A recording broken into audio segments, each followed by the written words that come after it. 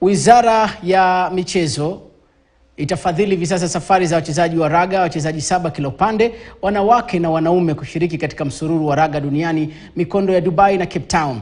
Na hii ni baada ya Aibu kuligubika taifa, wakati timu ya taifa shujaa kuanzisha mchakato mitandaoni wa kuchangisha pesa za kuwawezesha kuliwakilisha taifa. Jeff Mogire anatusimulia zaidi kuhusiana na mchakato mzima wa timu hii.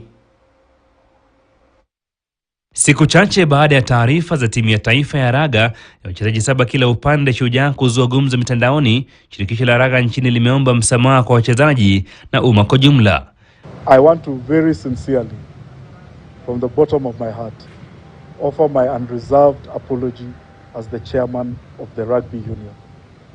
We've let the players down, we've let the country down, we've let our stakeholders down. We are sincerely sorry. I wish it would have been different. I wish it would have been better. What has happened around your situation is shameful. It is shameful not just for you, but also for the country, for the brand that rugby is in this country. And we are not going to allow this to ever happen again. Kwenye kikao na waziri wa michezo Aibu na Mwamba, usimamizi wa raga umekiri kuwatelekeza wachezaji wake na kuahidi kufuata utaratibu wa maandalizi ya timu za taifa. The deliberation today just reiterated and affirmed that we'll continue to work within the guidelines of the Ministry of Sports, Culture, the Youth Affairs, Sports and Heritage Ministry, especially ensuring that we have timely and accurate delivery of budgets. Waziri na Mwamba ameyaonya mashirikisho dhidi ya utepetevu na kutojali maslahi ya wachezaji. The player is the king. The player is the queen. The player is the goose that lays the golden egg.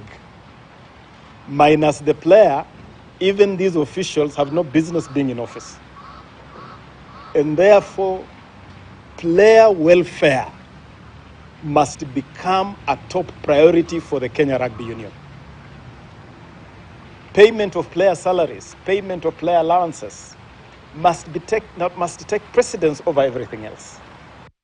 Wizara ya michezo imeanzisha mchakato wa kufadhili shujaa na kuwalipa wachezaji marupurupu yao kabla ya mechi ya kwanza Ijumaa dhidi ya Australia. Shujaa iliondoka nchini siku ya Jumapili kuelekea Dubai kushiriki msururu wa raga wa dunia, mkondo wa Dubai. Jeff Mogire, KTN News, Nairobi. Nakumbusha shabiki wetu kwamba taarifa hizi za michezo zimeletwa kwenu na Visa. Kumbuka unaweza tumia